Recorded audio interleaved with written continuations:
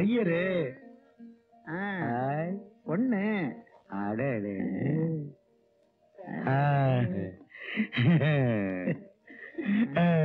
என்னையா அது? எங்க ஊர்ல அரச மரத்தான் சுத்தின்னு இருப்பாங்க, இங்க என்னன்னா ஆம்பளை முஞ்சல் சுத்தின்னு இருக்காங்களே. என்னையா இது? ஆம்பளையானா? அப்ப ஐயசாமி கல்யாணம் ஆயிடுச்சா? ஆயா, நேத்து காலைல கால்சாமி கோயில தாலைய கட்டிக்கின்னு சம்மர் சைட்டா வந்துக்கணும். ஐயர் கல்யாணம் ஆயிடுச்சாடா?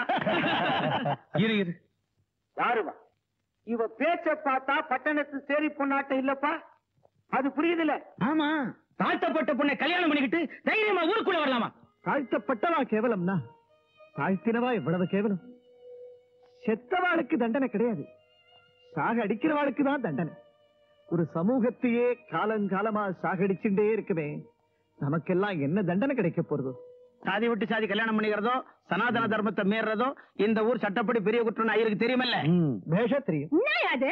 நானும் அப்போ அப்படி பாத்துக்கினே இருக்கிறேன், ஏதோ புத்தா கண்ணாலம் பண்ணின்னு வந்துக்கிறாங்களே, நான் நல்ல வார்த்தை சொல்லிக்கணும்னு இல்லாம என்னையாது ஆளுக்கால அம்பலம் பண்ணி நிக்கிறீங்க? பெரிய கல்யாணம் பண்ணி வந்துட்டா ஆணழகனை தேர்ந்தெடுத்துட்டே போவிய. வாழ்க்கையை அனுபவிக்கிறதுக்காக இந்த கல்யாணத்தை நான் செய்துக்கல, ஒரு கடமையத்தான் செஞ்சிருக்கேன். இதெல்லாம் உங்களுக்கு புரியாது. ஏன் நீ நல்ல காரியம் தானே பண்ணின்னு வந்துக்கிற, அத்தி குறை சொல்லினே இருக்கிறாங்களே காஸ்மாலங்க. என்ன செய்ய முடியும்? என்ன செஞ்சாலும் குத்தம் சொல்றதுக்குன்னே ஒரு கூட்டம் இருக்கு. இதுதான் ஆரம்பம், இன்னும் போக போக பாரு. இதுல விசாரணைக்கோ விவாதத்துக்கோ இடம் இல்ல. இன்னையில இருந்து சங்கரையருக்கு கோயில்ல வேலை இல்லைன்னு சொல்லு, போய் சொல்லு போடா. சரிங்க, எல்லாம் ஒன்னால வந்துருந்தா இப்ப உனக்கு திருப்தி தானே? இன்னாயா வரும்போது அர்ச்சனை பண்ணிக்கிட்டே வந்துக்கிறேன். அம்மனுக்கு அர்ச்சனை பண்ற பாக்கியம் போயிடுத்து, உனக்கு அர்ச்சனை பண்ண ஆரம்பிச்சுட்டு. ரிசைன் பண்ணியா? ரிசைன் பண்ணலடி, டிஸ்மிஸ் பண்ணி விட்டா. இது சீசனே டிஸ்மிஸ் பண்ற சீசன் ஆச்சே. ஒரு தப்பு பண்ணல, உன்னை கல்யாணம் பண்ணிட்டதை தவிர. அத காரணமா காட்டிதான் இனிமே அர்ச்சகர் வேலை கிடையாதுன்னு சொல்லிட்டான். கல்யாணம் பண்ணினா கல்தாவா இந்த ஏமாத்திட்டு என்னாலதான் உனக்கு இம்மா ட்ரபிள் வந்துக்குது. உன்னால ஒரு ட்ரபிள் இல்ல, எது எப்பப்ப நடக்கணுமோ அது அப்பப்ப நடந்துதான் தீரும். வியாதிக்கு மருந்து உண்டு, விதிக்கு மருந்து உண்டா? சரின்றியா தப்புன்றியா? சரின்னாலும் ஆன்ற, தப்புனாலும் ஆன்ற. என்ன இது ராகத்தை வச்சுதான் அர்த்தம் கண்டுபிடிக்கணும் போல் இருக்கு உங்ககிட்ட. திடீர்னு நீ சொல்லிக்கிட்ட வேலை போய் வீட்டுல உட்காந்துக்கிட்டு இருந்தா இந்த பண்ணிக்கிறது. அதுக்காக அவன் கால போய் விழ சொல்றியா? உன்னை வீட்டை விட்டு துரத்திட்டா மறுபடியும் அர்ச்சகர் வேலை தரதா சொல்றான். சரி, அவன் சொல்றதை கேட்டு நான் உன்னை துரத்திட்டு கோவில்ல போய் அம்மனுக்கு விளக்கேத்துறேன்னு வச்சுக்கோ. அம்மன் என்ன பார்த்து, ஏண்டா அங்க ஒரு பொண்ணுடைய வாழ்க்கையை இருட்டாக்கிட்டு இங்க வந்து எனக்கு விளக்கேத்துறியே, அங்க ஒரு புஷ்பத்தை கசக்கி எரிஞ்சுட்டு இங்க வந்து எனக்கு பூ போட்டு அர்ச்சனை பண்றியடா, உனக்கு வெக்கமா இல்லையான்னு கேட்டா நான் என்னத்த பதில் சொல்றது? குடும்ப விவகாரத்துல இவங்க இன்னத்துக்கா தலையிட்டுக்கிறாங்க? ஒரு பொண்ணோட வாழ்க்கை பாழாகக்கூடாதுன்னு நீ துணிஞ்சு கல்யாணம் கட்டிக்கினா உன் பெரிய மனசுக்கு ஒரு குறைய வராதியா? இப்ப சொல்றேன் கேட்டுக்க, கட்சி வரைக்கும் உன் கூட இருந்துக்குவேன். ஆமா, காய்கறி விட்டாங்க காப்பாத்துவியா? கவலைய விடு. வீரையா இந்த பெரிய மனுஷன் தானே. அவரை பத்தி எல்லாம் அந்த மாதிரி அனாவசியமா பேசாது.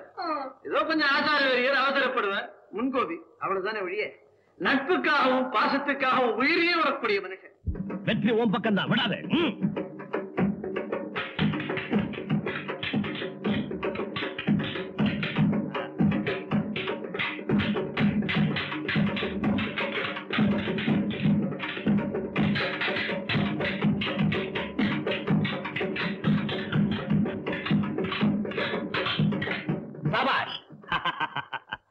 இந்த வீரையாவுடைய ஆட்கள் யாரும் சோட போக மாட்டாங்கன்றதை நிரூபிச்சு காட்டிட்டாங்க. சந்தோஷம். ஐயா, என்னடா வந்தா? உங்களை சங்கரையை பார்க்க வந்திருக்காரு. எதுக்காக? அரிக்கப்பட்ட பூசாரி வேலையே மறுபடியும் கேட்க வந்திருக்கலாம். சந்திக்க முடியாதுன்னு சொல்லு, வேலையை பத்தி திரும்ப சிந்திக்க வேண்டாம் சொல்லு. அப்படிலாம் சொல்லாதீங்க. அவர் வெறும் அர்ச்சகர் மட்டும் இல்ல, உங்க ஆரோக்கிய நண்பர். நீங்க மறுக்காம போய் பாருங்க. நீங்க இப்படி நடந்துக்குவீங்கன்னு நான் நினைக்கவே இல்லை. 4 பேருக்கு புத்தி சொல்ல வேண்டிய நீங்களே இப்படி நடக்கலாமா? நான் எந்த தப்பு செய்தோம் இல்லையம்மா.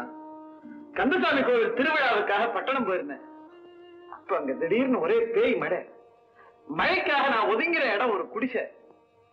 அந்த குடிசையில தான் இந்த பொண்ணு இருந்தா. ராத்திரி பூரா மழை விடல, அங்கேயே தங்கிட்டேன்.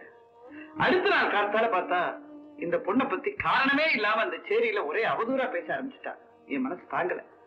சரி, நம்மால ஒரு பொண்ணுடைய வாழ்க்கை பாழா போக கூடாதுன்னு நானே ஒரு தீர்மானத்துக்கு வந்து கோவில் சன்னதியிலேயே இந்த பொண்ணை கல்யாணம் பண்ணி அழைச்சிட்டு வந்துட்டேன். தெய்வ சாட்சியா சொல்றேம்மா, நான் ஒரு குத்தமும் செய்யல. அவர் வந்துட்டு இருக்காருங்க.